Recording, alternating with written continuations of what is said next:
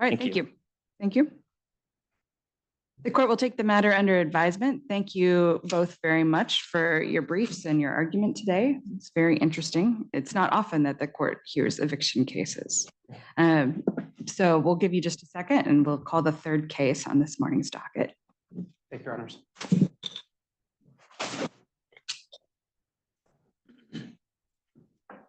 The third case this morning is case number 128147 from Johnson County, State of Kansas appellant versus Jeremy Glenn Dixon appellee. Would the parties please state their appearances? Good morning, Your Honors. May it please the court. The State of Kansas appears by Jacob Gonteski. May it please the court. The appellee, Jeremy Dixon, appears by and through counsel, Bruce Mayfield. Thank you. And Mr. Gonteski, would you like to reserve any time for rebuttal? Request 3 minutes, please. All right.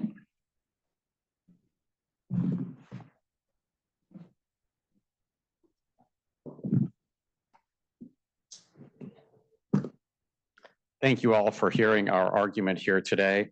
Deputy Holdeman had reasonable suspicion to stop Mr. Dixon for speeding on a Johnson County road late one evening. And he also had reasonable suspicion to shift his investigation during that traffic stop from the speeding to a DUI investigation based upon observations he made at the side of the car. When he made that transition from the speeding enforcement to the DUI investigation, he had a host of observations already available to him, demonstrating reasonable suspicion to believe Mr. Dixon was impaired while he was driving. When Deputy Holdeman then retreated back to his patrol car after making those observations, he did so to request a backing officer arrive because policy requires a backing officer to be there before you extract someone from a vehicle to perform field sobriety testing. It was at that point when Deputy Holdeman stepped back to his patrol car and radioed for backup that there was a transition fully from the speeding enforcement to the DUI investigation. And that also represents the break at which, when the motion to suppress was filed and a hearing was held, the state stopped asking Deputy Holdeman questions about what transpired during the stop. And the reason why no further testimony was brought out in the hearing about additional DUI investigation during the stop is because the hearing was called not as a preliminary hearing and not as a test of whether or not Deputy Holdeman had probable cause to arrest Mr. Dixon, but rather the hearing was specifically addressing a claim raised by the defendant in the motion to suppress. And that claim was that the deputy lacked reasonable suspicion to shift from speeding enforcement to a DUI investigation. And that when the deputy made that transition, too much time had elapsed that violated Mr. Dixon's rights, and everything thereafter should be suppressed. That was the motion that was made. That was the motion that was addressed on the record in the hearing. So the state called Deputy Holdeman to the stand, and Deputy Holdeman testified about what I just described to you. He described the observations he made, the slurred speech, the bloodshot watery eyes, the comments from Mr. Dixon's wife in the passenger seat about her being good enough to drive. And then the alphabet and counting tests also that were done there at the side of the car. All of those observations were explained, were made in the hearing. And the court then took under advisement the motion that the defendant had filed as to whether the deputy had reasonable suspicion to make that shift from speeding enforcement to the DUI investigation. When the parties reconvened in court for the court's ruling on the motion to suppress, then the court started out by noting that what the motion to suppress was about, and then also made a comment about how, and I believe the defendant may have raised questions about probable cause, to which defense counsel in the ruling hearing actually softly redirected the court back to, well, the real issue that we raised in the motion to suppress was the extending the stop, the reasonable suspicion. And it was at that point that the court said on the record, I'm denying the motion to suppress. The deputy had reasonable suspicion to commence the stop. The deputy had reasonable suspicion to shift. The court so definitive in the reasonable suspicion? In my recollection and reading of it, it was less than definitive. It was definitive about the denial, but it was more like, oh, there was probably enough. But anyway, there wasn't probable cause. The way you just described it is the way I recall it as well. Okay. I will say whether the court used the term reasonable suspicion in denying the motion or not, I'd have to check the transcript. But the court was specific in denying the motion that was on file, the motion that had been heard. Sure. The state had never addressed another motion because there was no other motion on file. The state specifically addressed the reasonable suspicion And question. then the court on its own found there was no probable cause Correct. based on the evidence before the court. Correct. Even though the state had never been allowed to present the host of additional evidence that the deputy had before he arrested Mr. Dixon. So would this be something that this court should address as an appeal of a dismissal?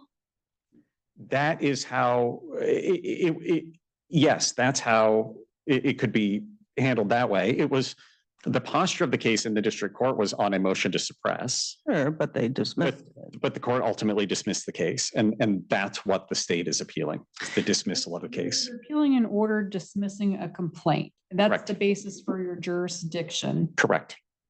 Did the court actually dismiss the complaint? The court did so when it said, I'm finding there's a lack of probable cause for the DUI here. And There was Is that the another, only charge?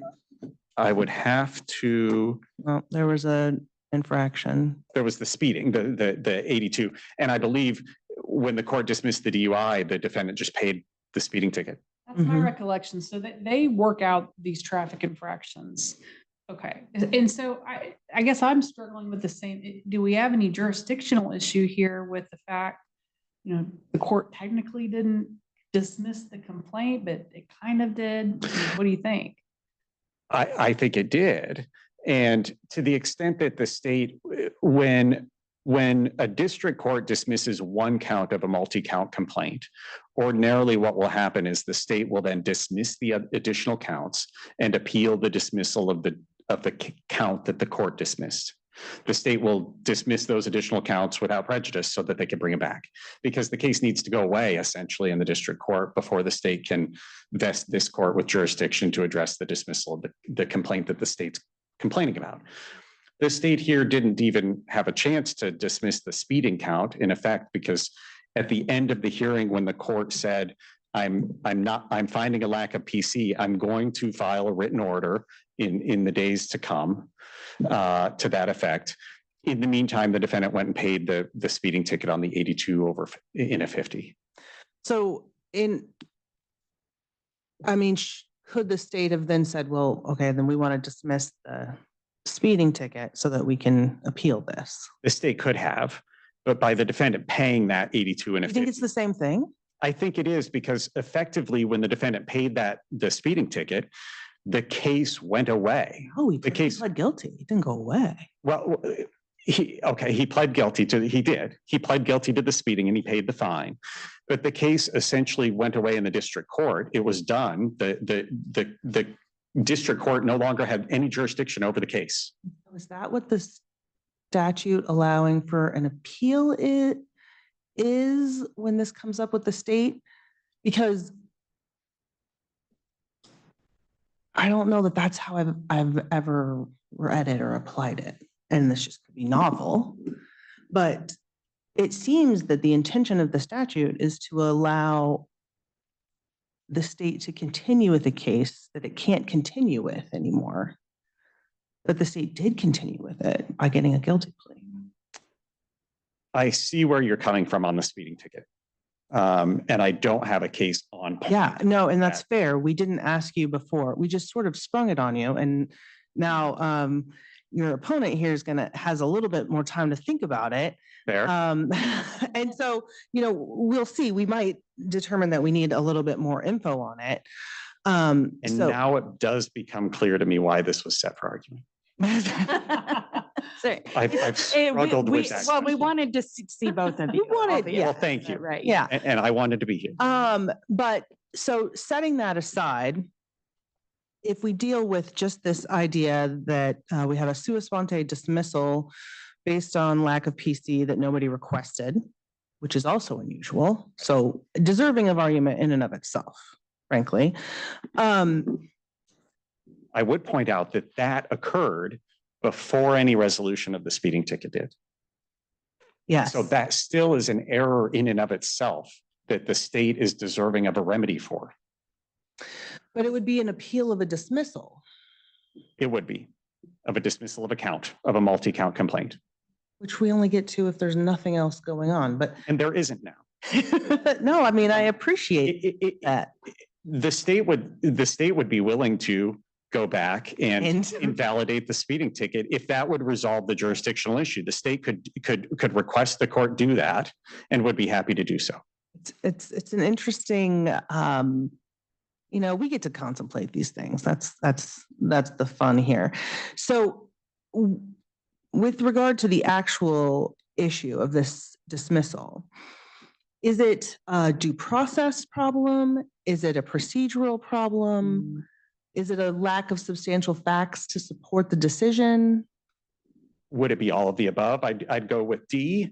Okay. All of the above. Okay. It's a due process challenge because the state has a right to a due process of the having its case heard in the district court as well as the defendant does. It's a procedural problem because the district court obviated this it ignored the statute, which essentially calls for allowing the parties an opportunity to respond if the district court is going to raise something sua sponte, and the district court denied the state the ability to do so. And on the third problem that you raised, it is a lack of facts to support the district court's ruling, because in this record, the state was never given the opportunity to present its full host of evidence on the PC question. Interestingly, though, this court does have more information at its disposal, as I noted in my brief, and that is in the form of the body cam. The body cam that was admitted in the motion to suppress. Yeah, but that would be a bunch of fact finding and stuff. We don't do that, right? But in reviewing whether a district court erred in a probable cause determination, this court reviews those de novo. And the facts of what are shown in that body cam have not been disputed by anyone. Yeah, but nobody's had a chance to address, the defendant didn't have a chance to address them. He certainly had a chance to raise it, and he chose not to, even when the court reconvened for the ruling. And he was given an opportunity to do so. He narrowly confined his argument. Is clear. Right. The record is clear on that. Let me ask you this, because the defendant does bring up the issue of the reasonable suspicion. They want us to find there was no reasonable suspicion. The original motion. Yeah. So are we allowed to talk about the original motion? We're not allowed to. That is not properly before this court.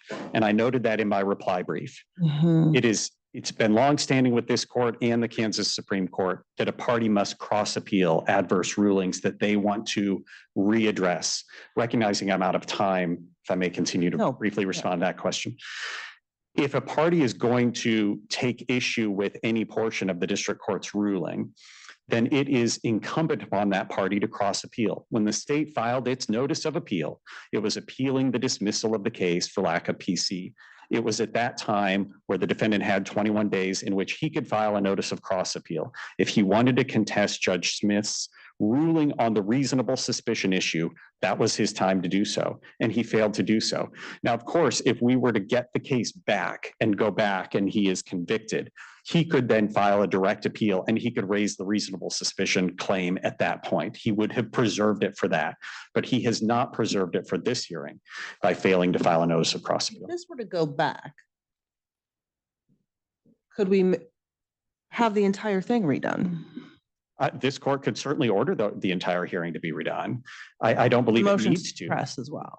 I don't believe it needs to because the court already made a ruling that nobody appealed on the reasonable suspicion issue. Did it? It said it denied it. It denied the motion, but it said, yeah, because there's no PC. It denied the motion. It denied the motion on reasonable suspicion. And then over here, it did an entirely separate thing by saying there's no PC. I would agree with you when you talk about cross appeals. But in most instances where there is a state's appeal of a dismissal, the possibility of a cross appeal doesn't make any sense because there's been a dismissal of the entire case. This gets us back to the jurisdictional question. Right. What I would like to do is I would like to give your opposing counsel the opportunity to come and present some argument. And then what I think I'm going to do is I'm going to order you both to present some supplemental briefing on this question, because our jurisdiction is something that we have to question from the outset. And so just to let you know that this is coming, because I think it probably threw both of you, but we have to question it, and we have to think about these things before we ever reach the merits. And the state respects as much and appreciates the opportunity to brief the issue before it gets decided. All right, thank you.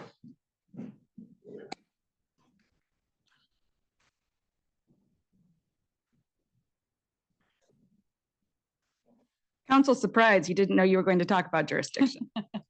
Oh, jurisdiction's always interesting, especially when we get to like subject matter jurisdiction, can be raised at any time. Even after this ruling comes and goes, potentially, I understand. Good morning. This case, we've talked about legal process. We've talked about jurisdiction. It's a little different perspective I want to start with. I was previously, in my previous professional life, was an administrative hearing officer for the Department of Revenue. I've watched tens of thousands of these hearings and have over time watched police encroachment and the erosion of Fourth Amendment at car stops after midnight. I was told my kids growing up, no, nothing good happens after midnight. Just that's what good parents might do. I found myself lately saying that to adults who have a reasonable glass of wine at dinner, and maybe 3 or 4 hours later, you want to, in this neighborhood, we drive in Missouri far enough to pull back into the state, because you might get stopped by a police officer who within 90 seconds of the initial stop says, how much have you been drinking? How much, are you safe to drive? When the stop was based on speeding, or at least the articulated basis of the stop was for speeding. Oh, no, this was a big speeding, right? This wasn't going just a couple of miles over the speed limit. This was going 30.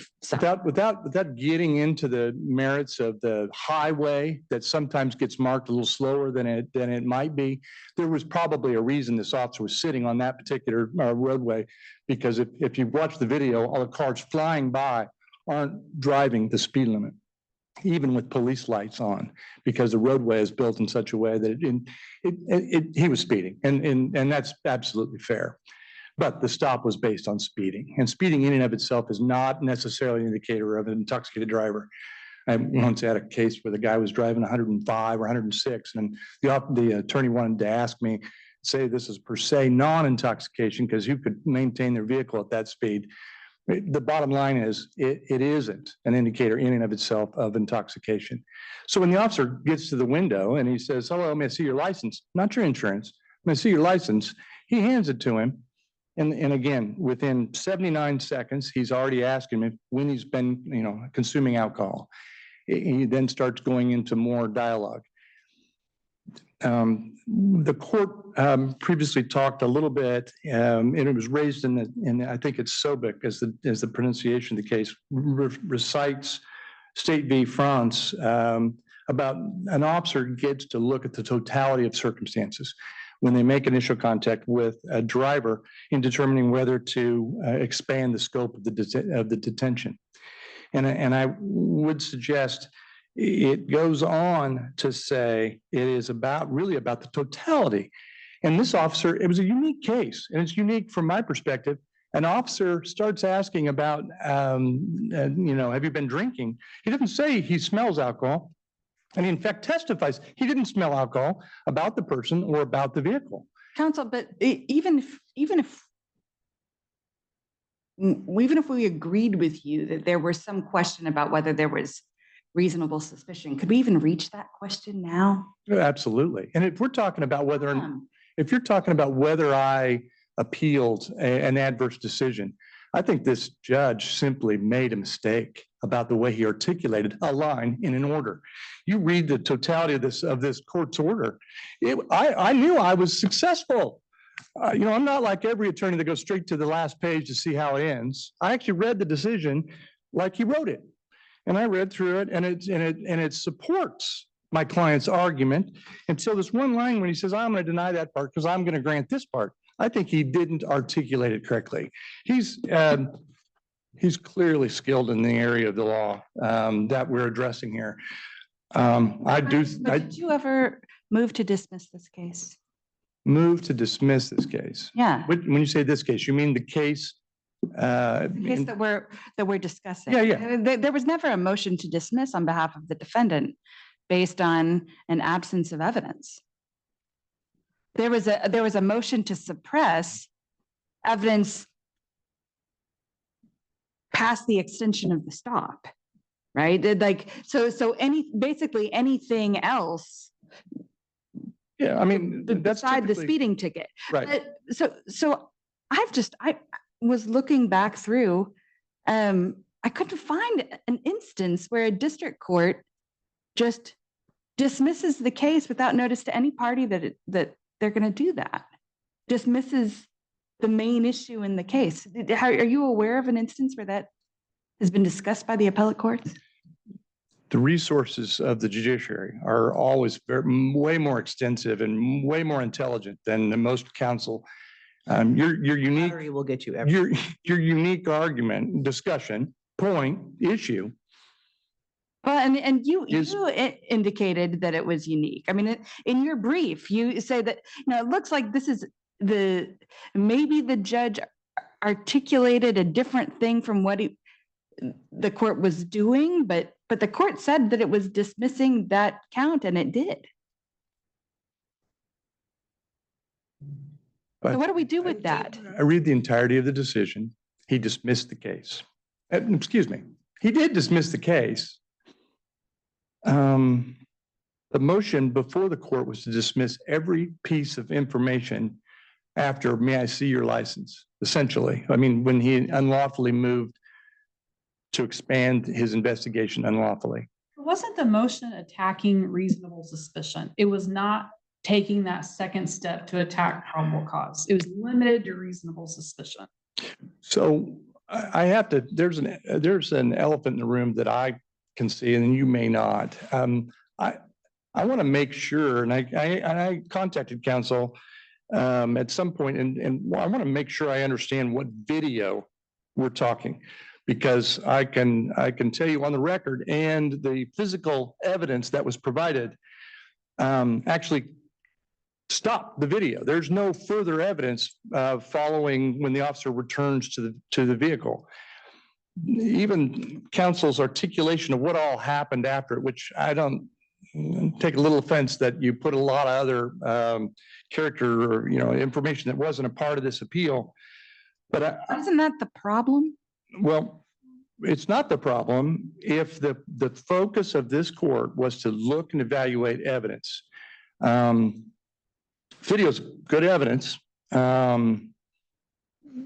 It is not the problem if the only evidence before the court was a video that stopped right before the officer returned to the car to then say, hey, let's get out and let's do some tests and let's do some other things. So is it your contention essentially that the court found there wasn't reasonable suspicion and then dismissed? Yes, it is. I think he misstated it. You read the ruling and everything he says in here says, yeah, but we're not going to consider that. And the court didn't have to consider that either. And that's not really part of the consideration. Did you go back to the court to ask for reconsideration or a rearticulation based on your understanding of the ruling? Well, Because in reading the ruling, the court denies the motion to dismiss, the motion to suppress outright, and then dismisses the case. yeah. I read that and I did not. I didn't have anything to appeal. My client prevailed. I was going to say, I understand that you were happy about it. Well, not necessarily. Right, but what you're articulating, like once you saw that the state was filing a notice of appeal, did you go back to the district court and say, hey, could we clean this up? Well, I've always understood district court loses jurisdiction. I don't know that that's appropriate procedurally to doing end run around, and you guys have way more experience and all that, and maybe that's some practice. But I've always understood that once the judge makes a ruling and a notice of appeal, at some point, the district court loses jurisdiction to address those issues. That's fair. So so with a case being dismissed that's in your favor, but there's a negative ruling not in your favor, I mean, can you even appeal the ruling if the case was dismissed? I don't think so. That's why I'm saying I don't think there's jurisdiction to address a non-issue. That's not, I mean, I don't know if that was before the court at that time. I'd like to go back to your idea that the judge made a mistake. So I have the ruling in front of me, and there's one sentence to me that really stands out. So the court says, while these factors may rise to reasonable suspicion, the factors do not rise to the standard of probable cause. And then the district court concluded, pursuant to the statute, several cases he cites, the defendant's motion to suppress evidence of his DUI charge is denied. However, after reviewing the video of the stop, et cetera, the DUI charge is dismissed. I mean, it just seems to me the court was very specific in distinguishing reasonable suspicion from probable cause, and on its own took the second step. But why do you think the court didn't know what it was doing or misspoke? Because it used the word may. It never actually said, because of this factor, and this factor, I'm ruling this way. It said, well, now say they may rise to the level of, a basis that to reasonable articulable suspicion. It didn't say it didn't. It said it may rise. It And denied the motion to suppress. well, again, I'm back again to, I can't speak to whatever the judge was thinking at the time he said that, and I guess I can read that. I know, that's what it says. And then it says, go ahead and dismisses the entire case. And to address the jurisdictional issue, I think that's common sense when you dismiss everything following the basis of the stop. I mean, everything from the initial contact of the officer is dismissed. There's not any evidence before the court, really. I think common sense says there's no further reason to proceed. Now, there wasn't a formal dismissal by the state, I suppose, if you're suggesting that evidence was excluded. I mean, it is a sticky wicket. I understand that. So do you believe we have jurisdiction?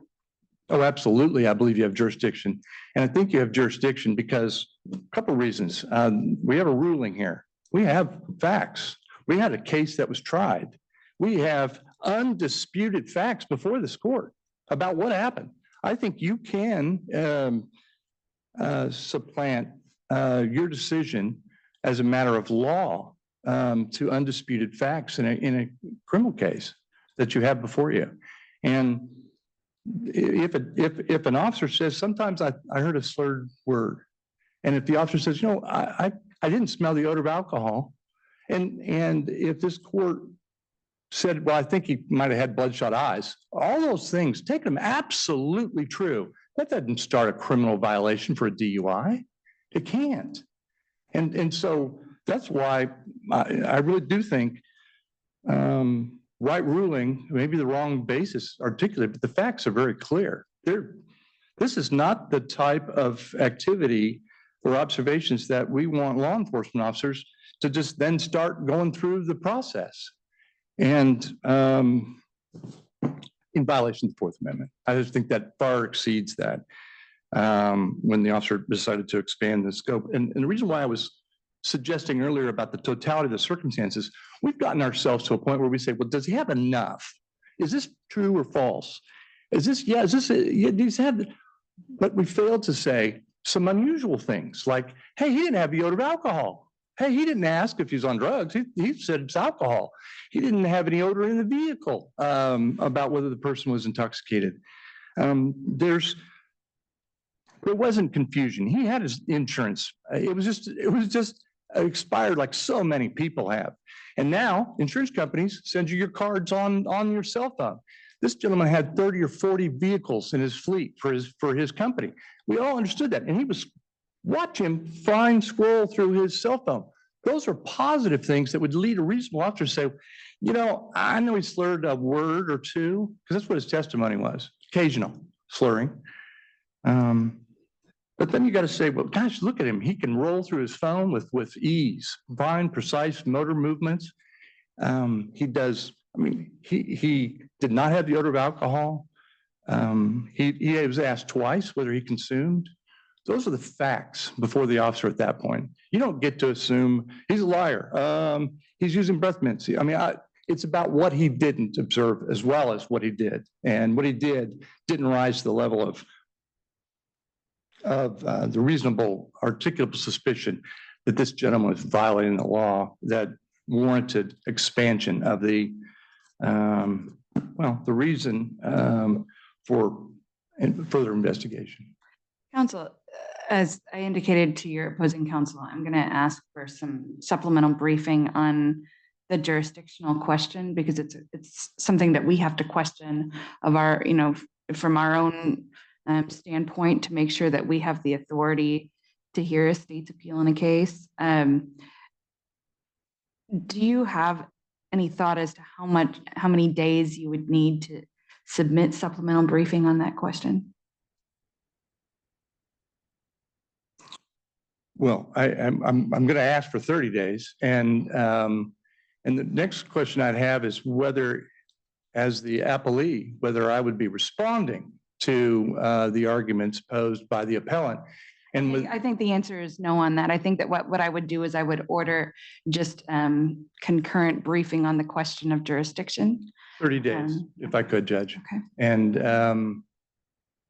it's a simple answer to your question. Okay, thank you.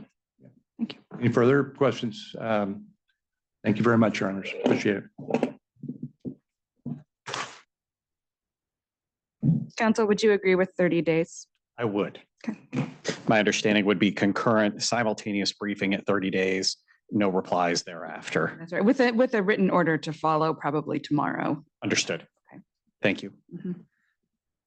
I believe the court already noted this, but to the extent that Mr. Dixon's counsel is arguing that the court just demonstrated some confusion in its ruling, there was both the oral pronouncement of the ruling from the bench, but rarely do we get a written ruling in a misdemeanor case such as this on a motion to suppress. But here we have the benefit of an exhaustive written ruling where the judge was very specific that this is that he was denying the motion to suppress, that there was reasonable suspicion. These factors may rise to a reasonable suspicion. And the court said, but they do not rise to probable cause for. I mean, DUI. I read that, and I really read it as you know, we do this sometimes where we go, oh, you know, but even assuming, then, you know, no prejudice, right? Right. And the way I read that ruling was very much like, yeah, you know, I don't really have to get into this reasonable suspicion thing too much because I find no PC, and therefore, I'm going to rest it on that. And that's not how you read it? It's not how I read it. Okay. If the court wanted to go that route, it absolutely could have. And it could have said, I'm not going to reach the reasonable suspicion issue because I don't need to, because I'm finding lack of PC. I'm not reaching it when it said it may, but in any event, there's no PC. It still said repeatedly, both in the oral pronouncement and in the written order, that it was denying the motion to suppress. Sure. And so that's where I hinge on that it made the affirmative ruling. And that ruling was not a mistake. Additionally, to the question of whether Mr. Dixon's counsel could have filed some sort of motion for reconsideration or for clarification of the ruling, it absolutely could have. He absolutely could have. The district court does not lose jurisdiction over the case until the state dockets the appeal. The state filed its notice of appeal, and after the state filed its notice of appeal, the defendant could have thereafter. The notice of appeal was filed July 18th. The state did not docket the case for almost the full 60 days it was afforded. The case was not docketed with this court until September 13th. In the interim, at any point, Mr. Dixon could have requested the district court clarify its ruling, and he didn't do so. The state's not trying to deprive him of a right to a direct appeal on the reasonable suspicion issue. He absolutely will have that right when and if he's convicted of the DUI. He's not there yet, and he didn't cross appeal it at this stage. Mr. Mayfield stands here. It says that this court does have jurisdiction. I agree with him. This court has jurisdiction, and I look forward to being able to brief that issue for this court. All right. Thank you. Further questions from the panel? All right. The court takes the matter under advisement. Thank you, counsel, both of you, for your arguments today and for your briefs, and a preliminary thank you for your upcoming briefs. Look for that order tomorrow, and the court now stands in recess. Thank you. Your Honors. All rise.